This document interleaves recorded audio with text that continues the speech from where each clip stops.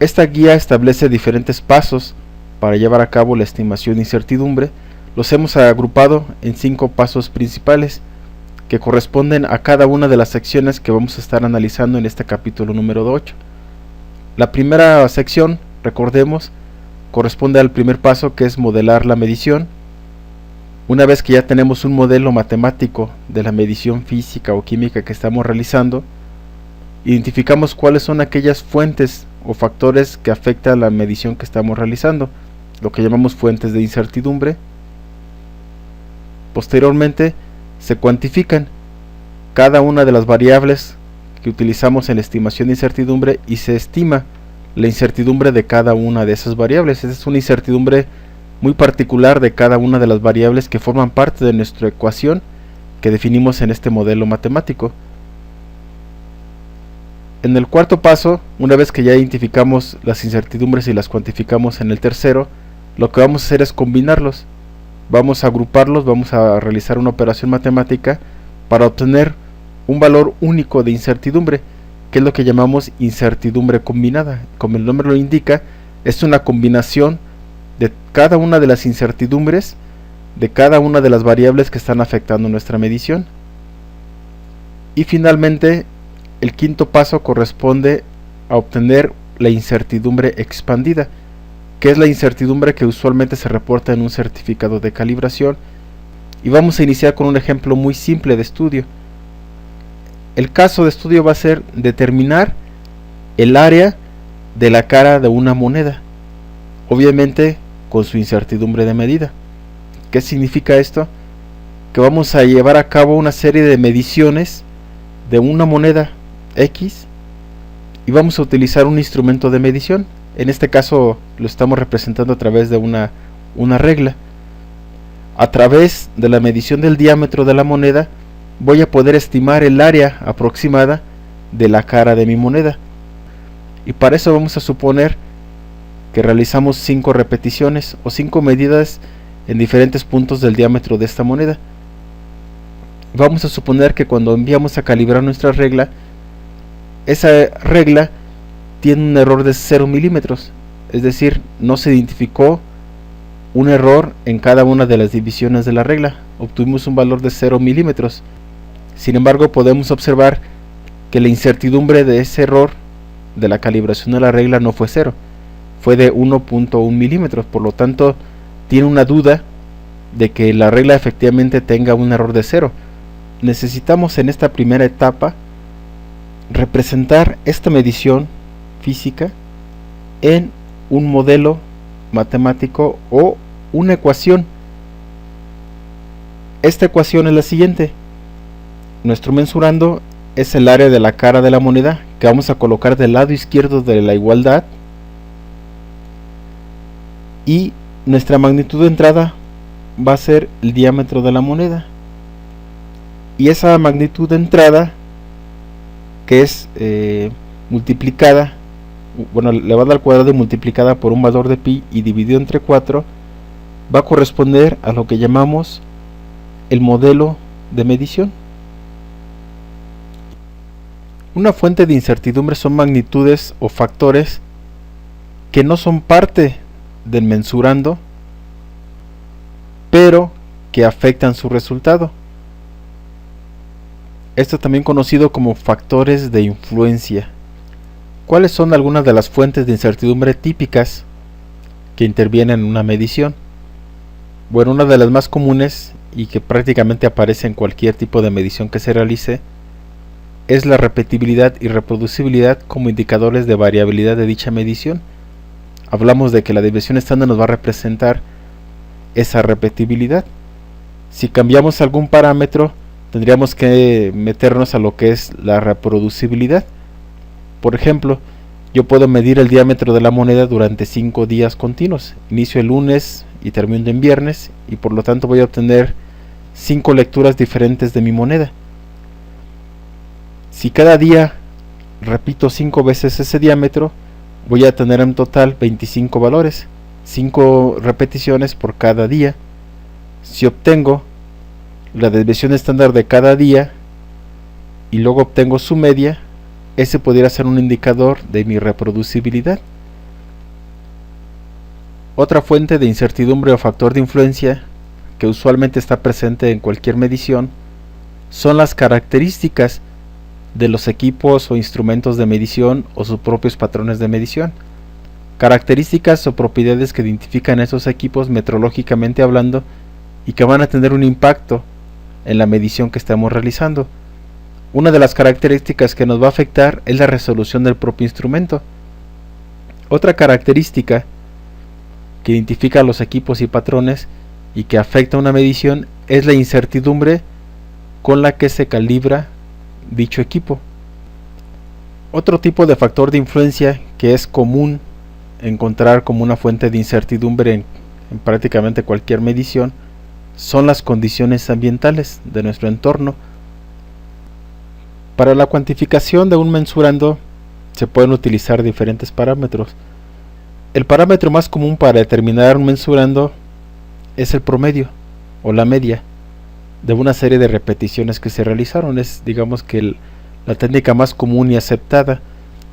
Pero en la determinación de la media hay una cuestión que no siempre tomamos en consideración dentro de un laboratorio de calibración o de ensayo.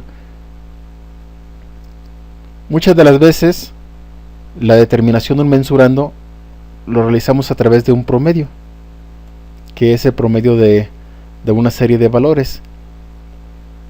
Una forma de determinar ese mensurando es sumar todos los mensurandos o todos los valores de mensurando que se obtienen y dividirlo entre el número de mensurandos.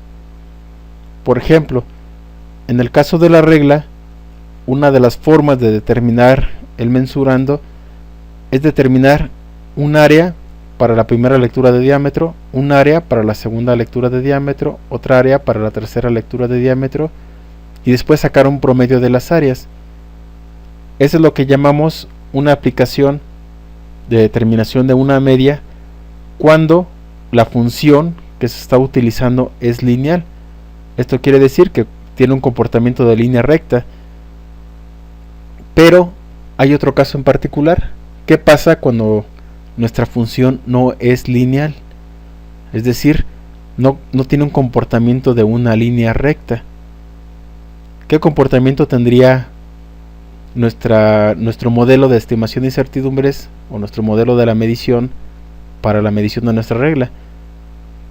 Recordemos que el modelo es área es igual a pi por diámetro al cuadrado sobre 2 y podemos observar que está elevado al cuadrado.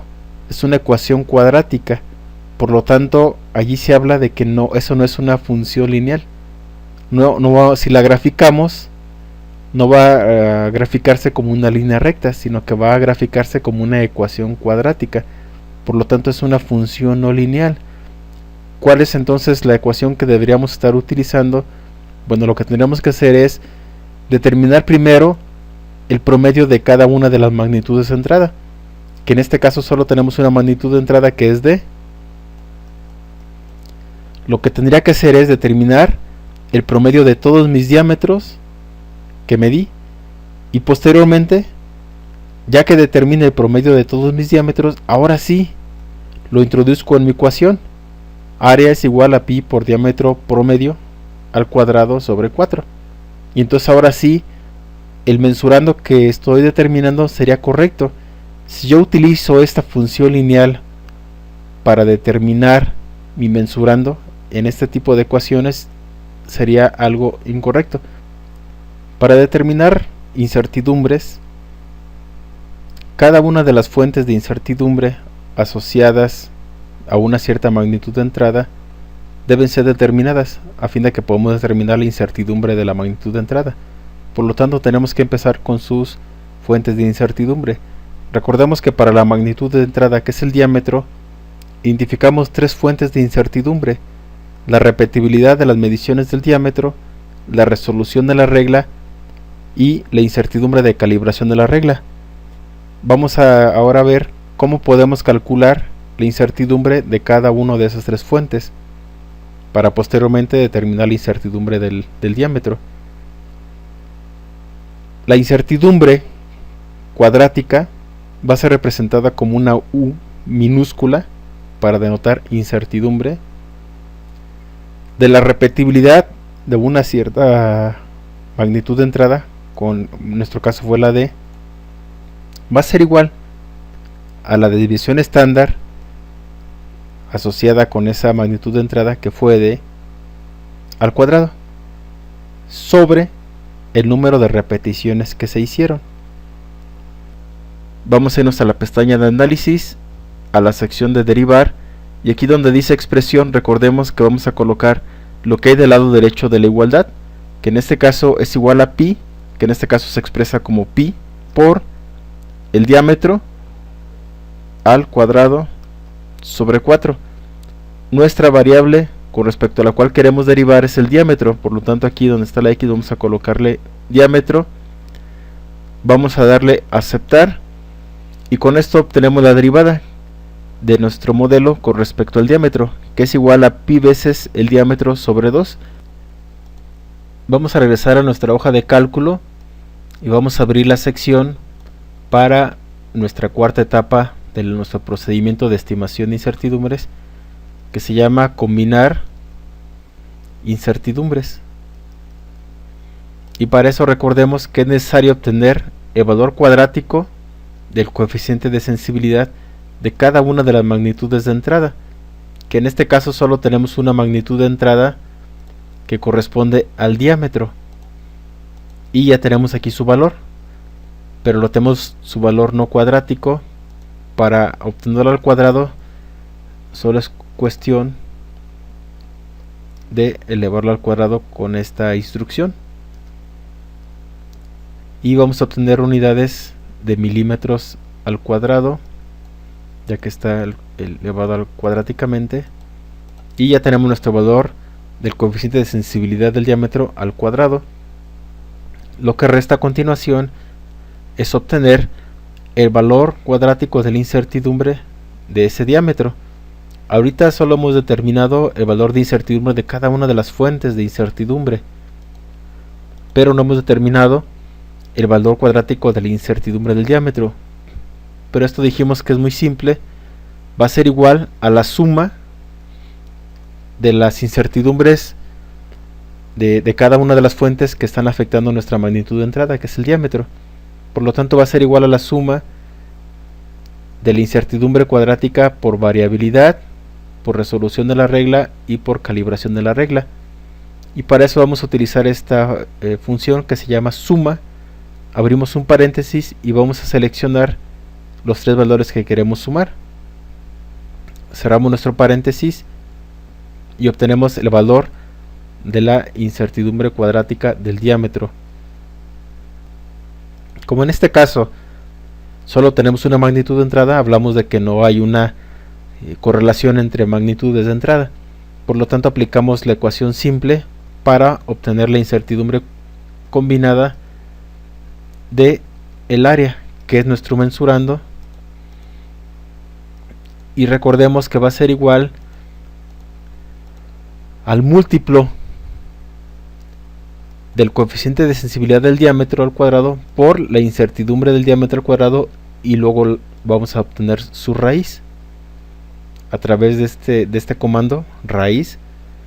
Vamos a abrir un paréntesis y ahora sí vamos a hacer la multiplicación de nuestro coeficiente de sensibilidad cuadrático por la incertidumbre del diámetro también cuadrática, y el resultado que vamos a obtener, se cierra paréntesis, es igual a la incertidumbre combinada pero de mi mensurando, que es el área. Básicamente una incertidumbre expandida se define como el producto o la multiplicación de la incertidumbre combinada tal cual la aprendimos a calcular en las etapas anteriores por un factor mayor que 1, y ese factor mayor que 1 se llama K y se le llama factor de cobertura.